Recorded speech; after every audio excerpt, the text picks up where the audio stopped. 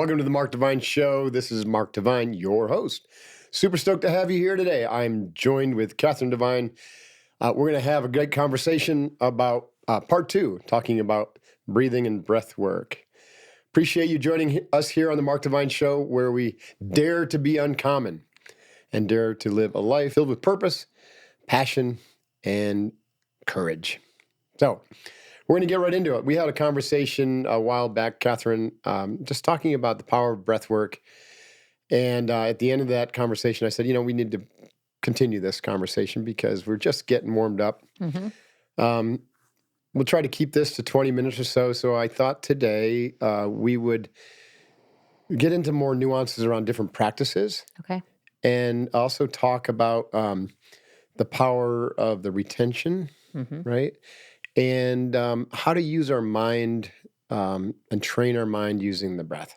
That's ultimately what we're all about here. Is like taking control of the mind and training it, and how the breath can be is the master tool for doing that. Mm-hmm. So how are you today? I'm doing well, thank you. Doing well? Yeah, I'm breathing. Recovering from your little surfboard head injury? Yes, I am. Catherine got smacked in the head with her surfboard a couple weeks ago, and that was pretty traumatic. Yeah, I broke my occipital bone. Yeah, say that 10 times fast. Occipital bone, and got a good cut and a nice concussion that I've been recovering from. Well, I'd like to know how you use breath work, your knowledge. Like Catherine has thousands of hours of teacher training with yoga. Mm-hmm. And has been teaching yoga and coaching people with breath work for years. Yeah. So it's probably automatic to you. You may not even realize that you just probably went into a practice at the acute moment of crisis. And then so what was that like? Talk about that. And then have you used the breath to help in your healing? Yes. Thanks for asking that. Well, in the water, I was more concerned immediately with getting out of the water as fast as possible. Right. I was not really conscious of my breathing besides making sure I was. Mm-hmm. I was more conscious of keeping my hand on the wound and getting out. Because you had an open wound. I had an open wound and trying to stay above water. So I didn't want to go back underwater once I popped up to the surface. But the minute I got out of the water and I located somebody that I could ask first how bad is this? Because I wasn't sure. I just knew I was bleeding. And I guess ask for help was I immediately started to regulate my breath because I didn't want to approach the person panicked. Right. And so I had the awareness in that moment, and I attribute all the years of training to having that ability to gain awareness immediately of I don't want to trigger someone else into fear. Right. Because I'm extremely terrified right now.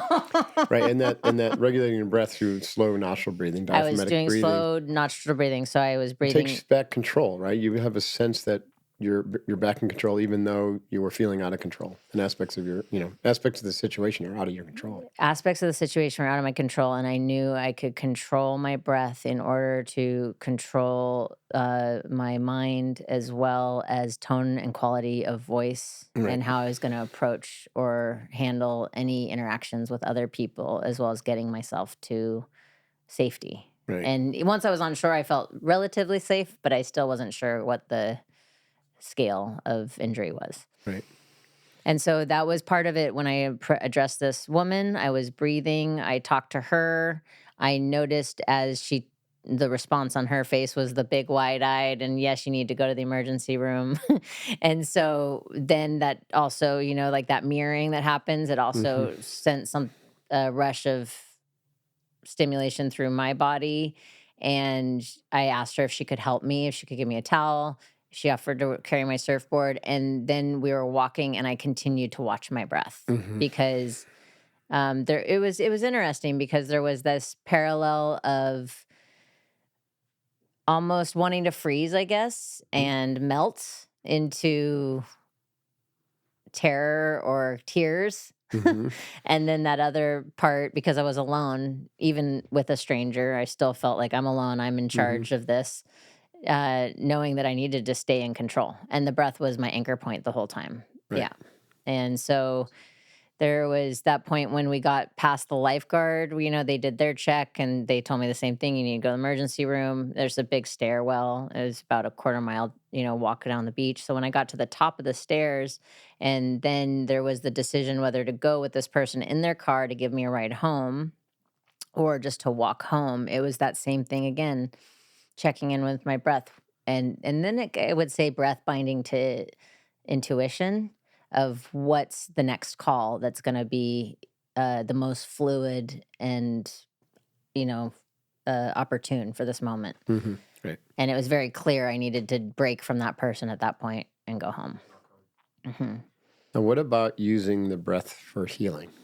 Breath for healing, yeah. For your So situation, and then maybe, extend it to generalization for. yeah, the breath to me is, and Will Potter, who has taught with us for years, it's free medicine. Mm-hmm. And I love that term that he uses. And I think the breath can heal almost anything, if not everything, when done with conscious and present moment awareness. Mm-hmm. And so for myself, having an injury, having my brain not working 100% for the last few weeks, I would say that there's been an emotional influx and there's also been heightened, like amplified areas around certain emotions that maybe on a normal day or on a day where I didn't have these injuries, I would be able to breathe and kind of move through it. But I've noticed in the last few weeks the accentuation of it. And so the breath has become very much my medicine in the way of, first of all, I was holding my breath more. I was noticing because I was gripping still. Mm-hmm. There was still a response to the acute trauma, Mm-hmm. and so when I would notice I was holding my breath, it was just that, like, that's right, breathe, Mm-hmm. and then that's right, breathe, and focus on the exhale. Try to let go. I've done a few practices of breathing in light and just visualizing, because Visualizing I don't think of healing. myself as a vain person, but like I'm not super stoked to have a scar on my face. And so like, You I look would pretty like burly, I think. I would like to heal Nobody it. wants to mess with you now. Yeah, I don't want to look burly. Nobody wanted to mess with you before, but now yeah. they really don't want to mess with you. So I've been visualizing like light, through every cell of my body on my inhale, and then I've been doing that exhale of the gray or black smoke of releasing any tension Right. or toxicity in my system, which is a Tibetan breath that I learned. I've done alternate nostril breathing, which we can talk more about, to help balance and center my brain. Mm-hmm. And I've also been doing box breathing to just help kind of Center and ground yourself. center the looping that was going on emotionally, but also mentally. Yeah. Because, honestly, like one of the reasons for me, I love pranayama and why I fell in love with the practice was around all that self-regulation. And Mm-hmm. so in these last few weeks, it's been just more. Right. A life incident like that is, if you've been practicing for a while, then they become the go-to tools, but it also validates, right, the free medicine and how important and powerful the breath is, and knowing how to work with the breath. Yeah. So I'd like to address, we mentioned alternate nostril breathing.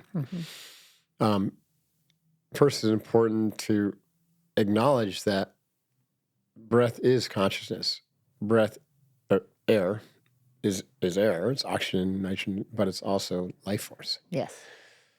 And if it's life force, then it's life. And if it's life, it's awareness. It's aware. Life is aware. Life is intelligent. Yes. It's consciousness. So you're breathing in consciousness. You're breathing in life. You're breathing in energy. And so with the practice of breath work, we acknowledge that. It's not just oxygen, right? That's like kindergarten. Yes, you're getting more oxygen. You're using all the muscles, right? We want to develop that for health. That's great. Yeah. But breath control is so much more than that. It's controlling your life force, right? Pranayama means controlling or managing or evolving your relationship with life force. Yeah. So where this is really pronounced and can be experienced pretty quickly is through alternate nostril breathing, I think. A few more points, and I want to get your perspective on it. So alternate nostril breathing, first of all, when it comes to the different sensory organs we have, right? The nose is unique. We smell with it and we breathe with it. We can also breathe through our mouth, but we were designed to breathe mostly through our nose, and the mouth is secondary. When you speak, sometimes you have to breathe through your mouth, or if you're extremely winded.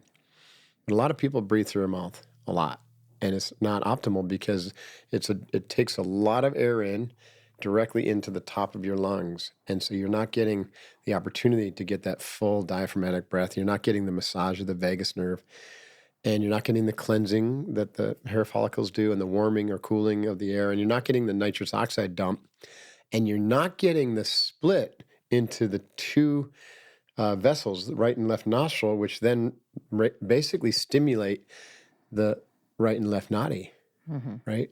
The Nida and Pingala. And so with alternate nostril breathing, what we're doing is saying, okay, we're going to inhale just through one nostril. Let's say I inhale through my left nostril. That's going to stimulate the right nadi, which is the Nida, right? I think.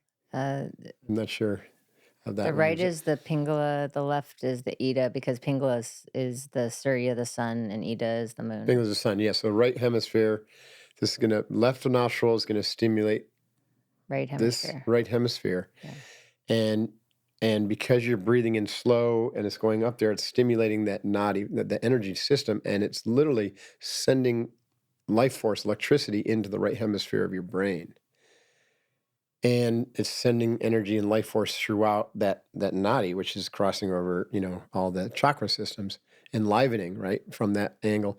And then as you breathe into the right nostril, it's doing the same with the left nadi, the nida. And so you get this kind of experience of stimulating the right hemisphere of the brain, and then stimulating the left hemisphere, and right and left. And of course, there's communication happening between them, and you're training your mind.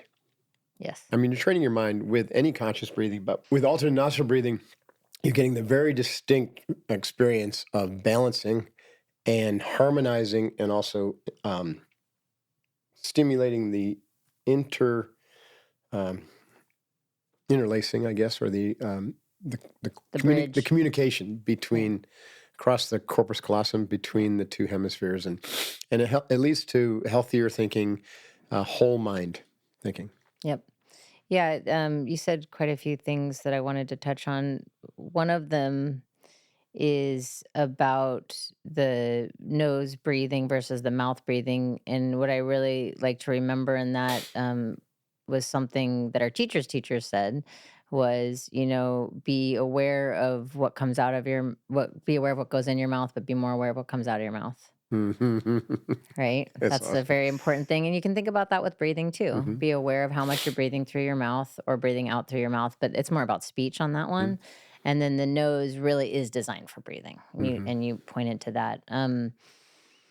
With the other part was around the Ida, the Pingala. So if you think of the chakra system, which is, and these are Sanskrit words, and you guys talked about this in the episode with, was it Curtis? Yeah. So these are Sanskrit terms: pranayama, Ida, Pingala, chakra, and the chakra system. The main chakra system starts at the base of the spine. It runs up the spine. The Ida and the Pingala are these left channels, which are known as little rivers. Chinese medicine has the meridians, which are also rivers of energy. So that's more popular globally as a system. But the nadis are similar, slightly different, and they crisscross, like you're saying. So where the Ida, the Pingala intersect along the main nadi, which is the Sushumna nadi, is where these wheels of energy get connected. And then, as you said, the reason why they're crossing is at the very top, at the Ajna chakra, right before the final chakra. Then they cross there and they stop. Right. And that's how they're stimulating these different hemispheres energetically as well as physiologically in the brain. Alternate nostril breathing is one of the most important pieces about it. Is you always want to notice what's happening when you breathe through the left or the right nostril, because it'll tell you about imbalances in your system. So usually people have a predominant side that's clogged, or it's harder to inhale or exhale on, and that in itself already is going to give you like a wealth of information. And that will change throughout the day too. And it'll change throughout the day. It'll change Different day seasons. to Yeah. day, different seasons. But some people they'll really start to notice a common one that Yeah. is, and it's like, oh, I have too much heat in my system, so they need to do more cooling breath. Oh, I'm can't exhale out of that more cooling side. Okay, I need to build more heat. Mm. But for me, the reason why I chose to apply it like prescriptively, why I chose alternate nostril breathing as one of the practices, because one of a friend of mine said, "Why don't you do breath of fire, which is the Kalabati breath?" Well, I have a concussion. Yeah, it's probably not It's a really great idea. contraindicated to build heat and also to possibly kind of create pressure in my Right. head, Right. right? So the reason I picked alternate nostril breathing is because it's one of the most calming and centering breaths that I've ever learned. It helps stimulate concentration and focus in the mind because of what you're saying. I don't know if I can say it, corpus callosum. Corpus callosum. It's like cuddle peduncle. The bridge between the brain. I just think of a bridge, a magical rainbow bridge that like is back and forth between my hemispheres of the brain. But that, and I'm starting to say, hey, if there's any areas that aren't quite working right, hello, work on this side. Oh, over on this side. And that's to me part of Right. the imagery I was doing, but also that balancing effect. So invoking balance. That was why I picked it That's great. prescriptively. And, there's so many different, I also in case people don't know, there are so many different nostril breathing Sure. practices. There's not just one. The duration of the inhale and the exhale will have an impact. Whether you do a retention after the inhale or the exhale will have an effect. And these are all legitimate. How, the duration of the practice itself, the intensity of the breath. I mean, there's a lot of nuances. And whether you're switching back and forth or if you're doing Going one side 15 versus, times, right. the other side 15 times. A lot of variation. There's a lot of variation. One of those key things, if you want to play with it, is always start on the left and always finish on the left. So you always start inhale, even if you're going to go to just a right nostril before you switch to the left. So say you're going to start on why the is right. That, do you think? It has to do with the channels of energy. And so it has to do with that activating. That's what I was told. That's interesting. So I haven't questioned it. I'm a little bit of a blind follower. I'm like, I was told. You don't know. So It could be like the story of like, hey, why do we cut the corner off the ham? Like, well, it's because that's how we've always done it. Exactly. You go ask the grandma. But Gary the grandma, said that's how we've always done it. She says, ask the great grandma. She goes, oh, it's because I didn't have a fan big enough. Yeah, exactly. That's what Gary said, and Gary studied with the pranayama master. So right. Yeah, we'll go with that. We'll go with what Gary Kraftstow says. So the basic practice, let's say Mark 1 motto is to close off one side. And when you close it off, you want to press against the cartilage, right? So you're actually just closing it off the airway on the right side. And you're going to inhale. So you'll start with all the air expelled. And then you'll inhale through the left nostril to about roughly a 5 count, like box breathing.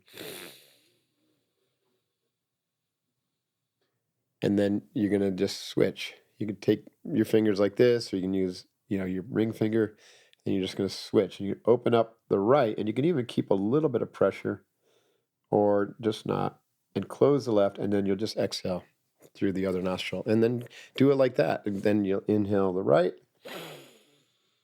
close it off, and exhale left. Yeah, that's like the basic beginner practice. Anulom Viloma. And so there's a way to do this for people where you bring your forearm of your non-dominant hand to your so your shoulders below your don't get chest, burned out. so your shoulders don't get burned out. You rest your hand in, or your elbow of your dominant hand in the non-dominant hand, and then you can either do like you said, where you bring your ring finger thumb and you place them right there at the cartilage area, and you aren't ever like closing, like you said, completely pushing, off. You're valving, and so you're doing a slight pressure that does close the channel of the one nostril you're not breathing through. But then you also use the ring finger here as my demonstration as a place to valve it, and then so you are regulating airflow, and that's how you can start to build on counts. Like say you go from 5 to 10. The other right, so that'll slow it down, but also it creates a vibrational quality. It creates a vibrational which then stimulates the brain further. This is the other holding that you can do. This is your 2 fingers here, and then your pinky and your thumb. So it kind of depends for people which one's more comfortable. And how long should a practice be? Similar to box breathing, right? 5 minutes, Yeah. 10 minutes, 20 rounds. You could do it by number of rounds. You can do it by minutes. You can do, I think 5 to 20 minutes. I think 20 minutes is an extremely advanced practice. Mm-hmm. I don't think anyone wants to start with 20 Don't minutes. start there, yeah. I think 3 minutes is okay to start with. Mm-hmm. I'm always, an advocate for do what makes sense in your Do what you're schedule. gonna do. Do what you're going to do. Right. Don't set a goal. And I was talking about this with my friend this morning about, like, ideally I would practice for 3 hours every single morning. That would be my ideal if I had 3 hours in the morning. However, that's not feasible. So what's practical? Okay, 30 minutes to 45 minutes. That's something I know I can do every single day, no matter what, right?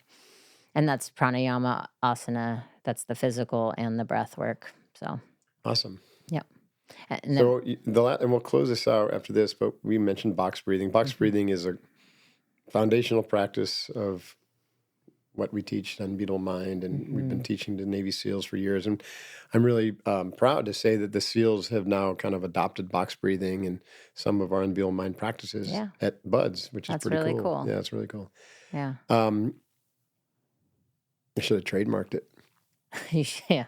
I just saw this thing on social media the other day where this lady was like, I trademark everything. I trademark my name. I trademark everything I say. And I was like, my goodness, is that the world we live in? That's Instead awesome. of just the old adage of, like, how I mentioned Gary, like, let's honor our teachers. Let's acknowledge It's free medicine. where it came the from. breath is, But box breathing, we didn't make it up, right? No, we definitely were the original. We popularized it. We popularized it, and I think we were the first people to introduce more yogic breathing to the BUDS candidates. I don't know if that's true or not. You would know because you were in BUDS. Yeah, I'm not saying that there weren't certain individuals who had those skills or learned those skills, but they weren't being taught. Yeah, not institutionally, and so we had a hand in helping the SEALs and other military organizations, and other, not just in this country, but Canada and Europe.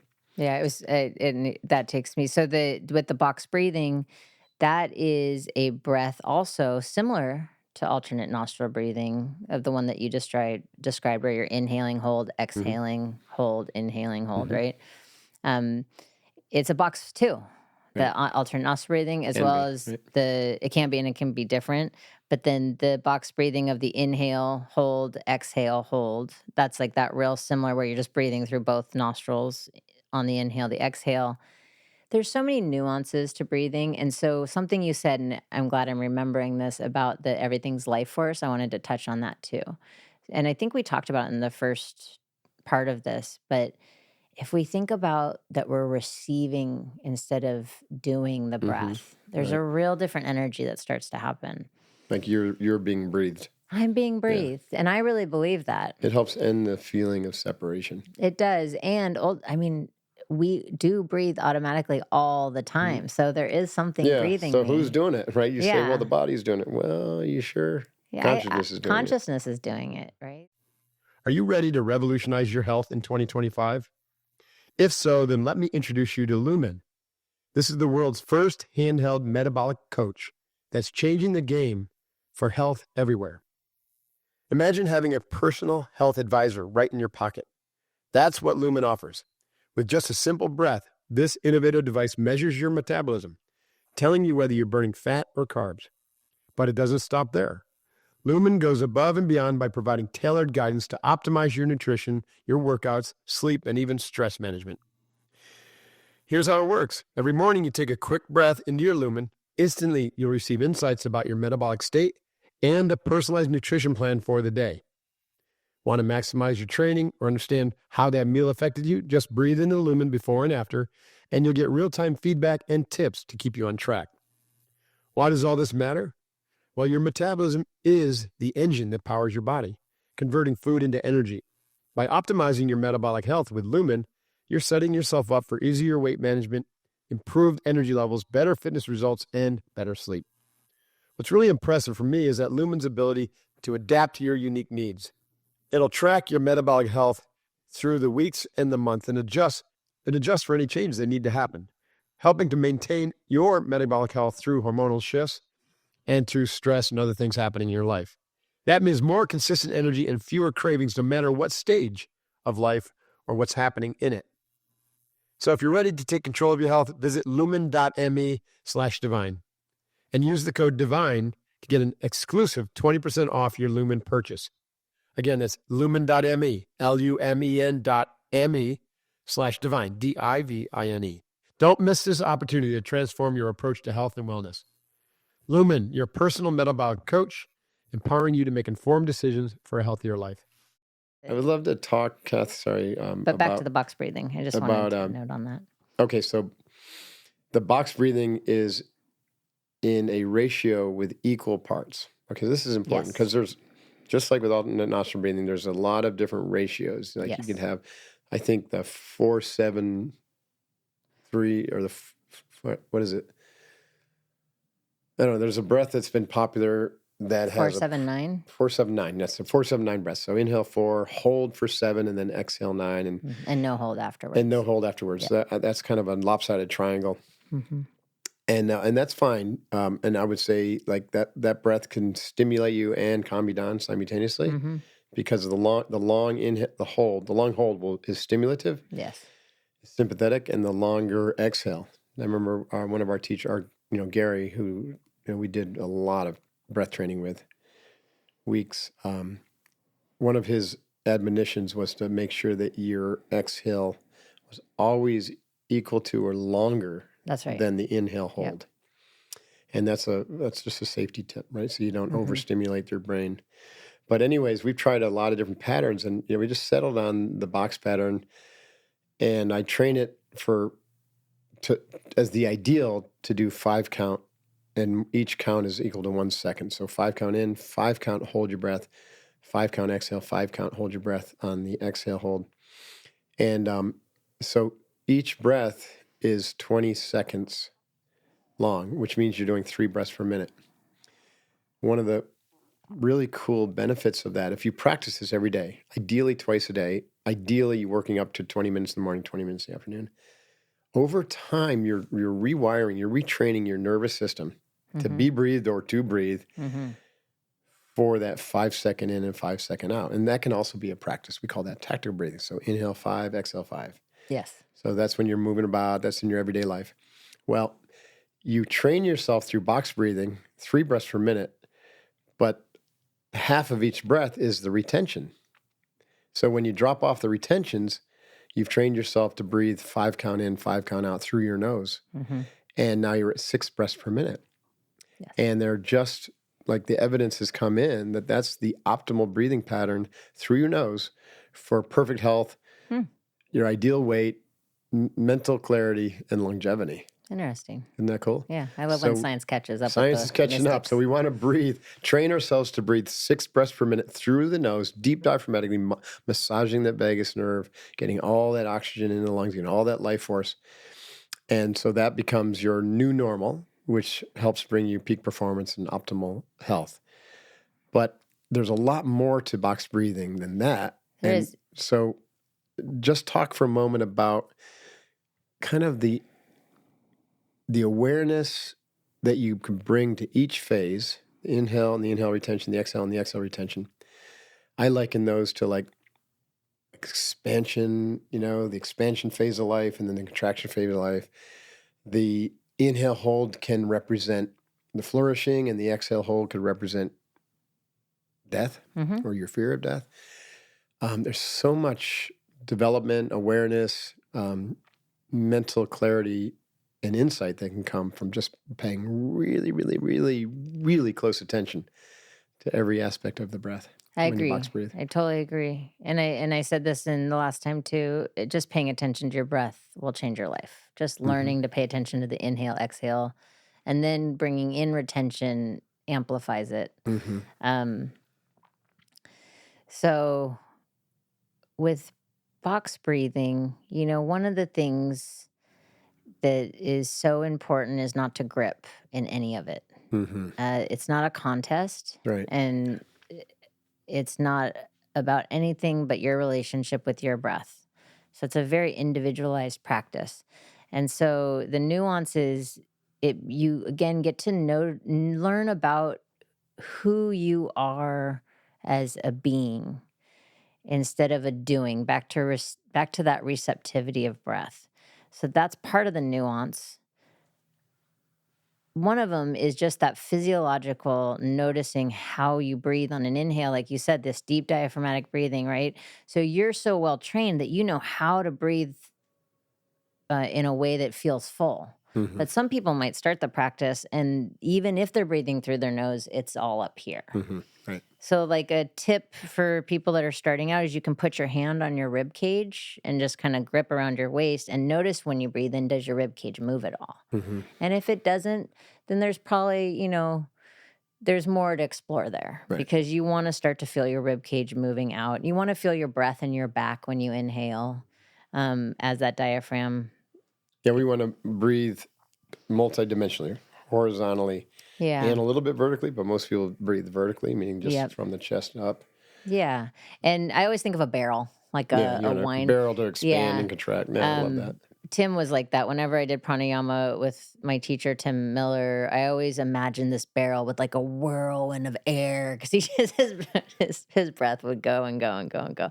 Anyways, so the inhale, you said mainly what I think too, and what I've learned is it's prana, it's life force, right? So there's an animation that's happening on the inhale. That's right. There's a bringing in chi on the inhale. That's why practices of breath work in nature can be so powerful, because you can really like harness, call in the energy. There's also a welcoming in newness. Right.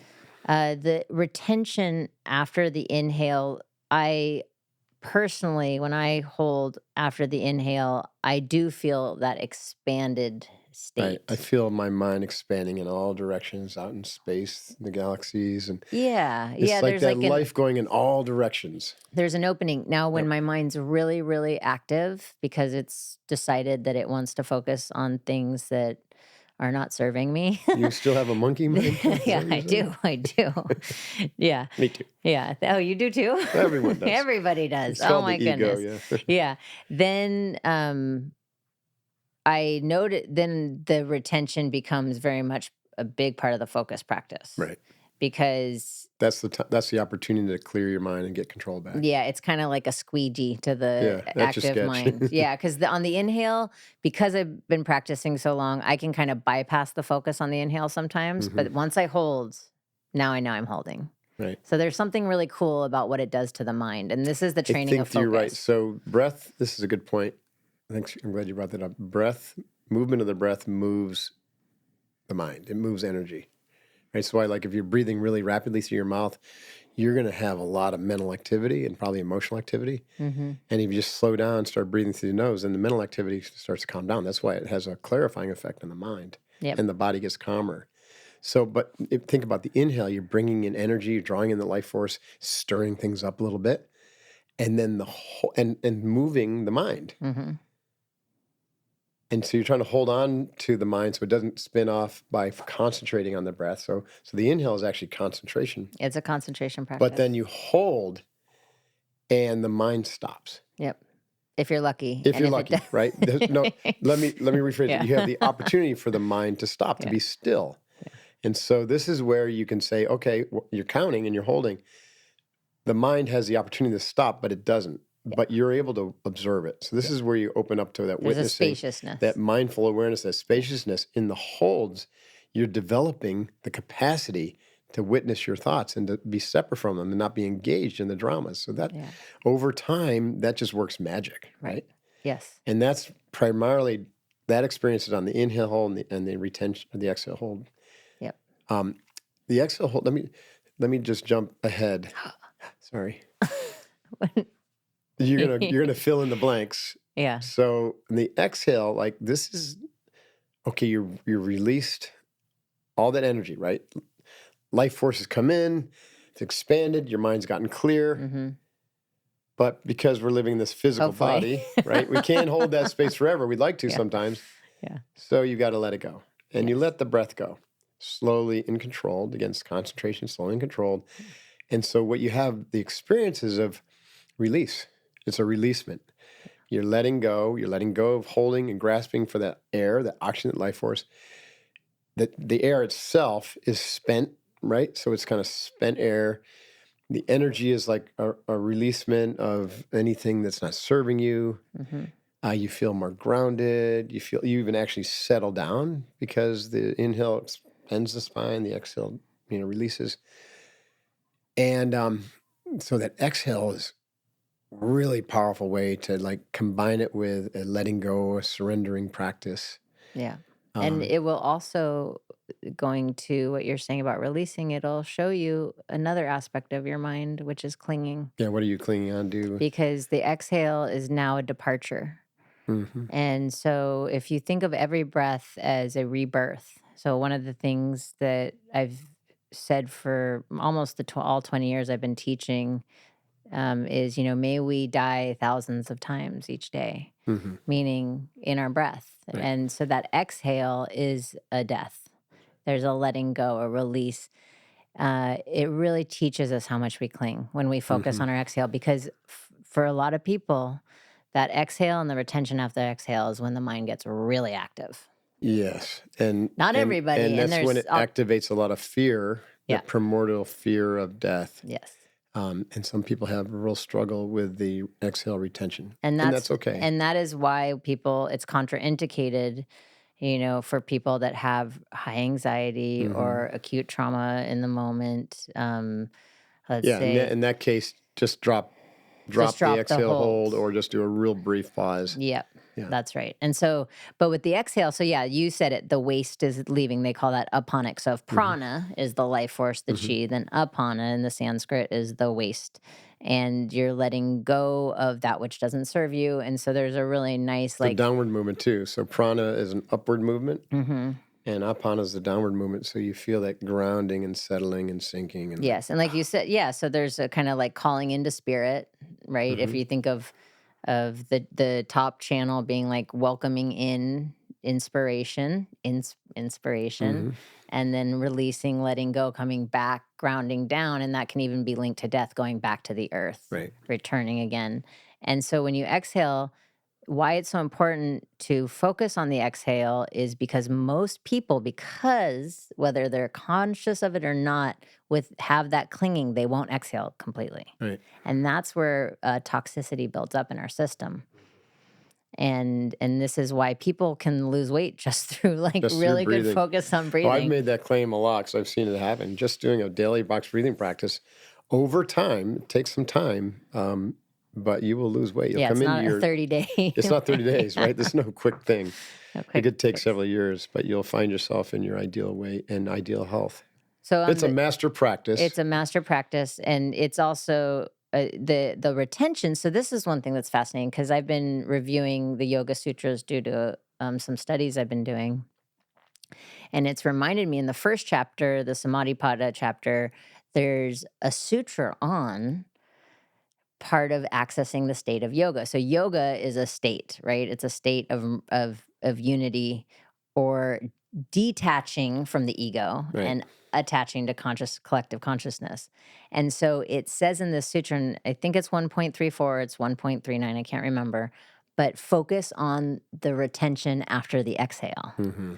And so I've been sitting with that, and I've been thinking, yes, because once you as a practitioner, me as a practitioner, can notice I'm clinging, surrender to the clinging. So this is where there's a surrender the breath, the exhale, and then I hold the expansive state that we're talking about on that retention after the inhale happens at the bottom on that retention after the exhale. And it becomes like in the pranic breathing, like the holotropic breathing, it becomes like, whoosh, like, wow, I am infinite. Right. And the you can feel like, experience, though, is from the body, not from the mind, not from the head. Right. Yeah, it's a body thing, because now there's a calming of the parasympathetic, right. But I would also think it has to do with the mind relaxing. So this is when the mind has completely stilled, and there's just quietness. The death of the mind represents death of the ego. Yeah. I think that the exhale retention is our best opportunity to experience just radical stillness, where everything is still. And like Punja said, stillness is the most important thing. Don't waste time not seeking it. Yep. Or doing it. Sitting in stillness. Yeah. So this practice ultimately is coming home practice. It's a health practice. It covers all 5 mountains. You're going to be developing and training and integrating physically, mentally, emotionally, intuitionally, and spiritually with box breathing. That's why it's a master practice. And the key is just simply do it every day. Do it right? every Like day. Gary, our teacher, Gary Kraskow, who's an amazing guy, would say, just do it every day, 5 minutes. And then he would look at us and he'd go, I know you're not going to, though. Yeah. Which, if you do it every day for 5 minutes, it'll transform your life. But I know you're not going to. He did that to it's like that rule with children. Tell them what not to do. I agree. And I will say that works on some people. It doesn't work with everybody. I know. So true. I would say some people would actually relate to do it. See what happens. Get curious.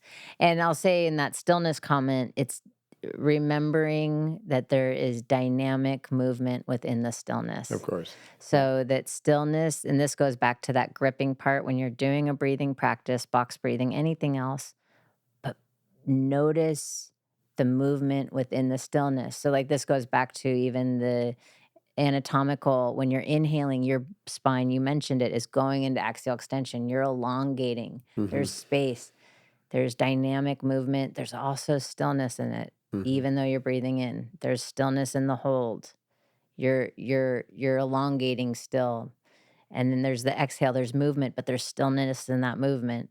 It's the yin and the yang. There's pieces in it. And what this teaches you or develops in you is to find the stillness in every area of your life. In the midst of a conversation, in the midst of a firefight, even. Yeah. I experienced when I was in Iraq, and I box breathed every single day when I was there, and I was really calm and still, even in some pretty intense situations. So. Yeah, and that goes back to, we started this conversation on my surf injury, and I'm not a lifetime surfer, right? I'm a beginner. I've only been surfing for 3.5 years. So I attribute my response and my ability to handle myself in that moment in the ocean. I am a lifetime ocean swimmer, but to the practices of concentration and breath and the ability to slow down, focus, pay attention. That all came. Control of the only thing you can control. That's right. And that came from my breathing practices. That comes from training the mind in the ways that we've taught over the years. And so box breathing, if I didn't have so many hours under my belt of box breathing, of alternate nostril breathing, of all the breathing, it might not come so consciously. And that's why we practice every day, for those moments too. Yeah. And awesome. Thanks for joining me today again, Catherine. Yeah, thanks for having me. Many more of these conversations. Yeah. It's one of my favorite topics. Breath is life. Breath is free medicine. Yeah. Thanks for joining us on the Mark Divine Show. Appreciate you being here. Appreciate you doing the work. So stay focused and breathe. Lock in that practice. Box breathe 5 to 20 minutes every day, ideally in the morning and the evening. And just enjoy the benefits because they will come. You can find the show notes on markdivine.com. You can get the video on the YouTube channel. Search for Mark Divine. If you haven't rated or reviewed the show, please consider doing so. It really helps keep us relevant and shooting for 5,000 5-star reviews this year. If you're not on my newsletter subscription, go to markdivine.com to subscribe. It comes out every Tuesday, Divine Inspiration, with all sorts of goodness in that you will enjoy and inspirational, and please share that with your friends. Till next time, stay focused, be the change you want to see in the world. Let's do that at scale. Thanks for your support of the Mark Divine Show. You're awesome. Ooh-yah. Bye now.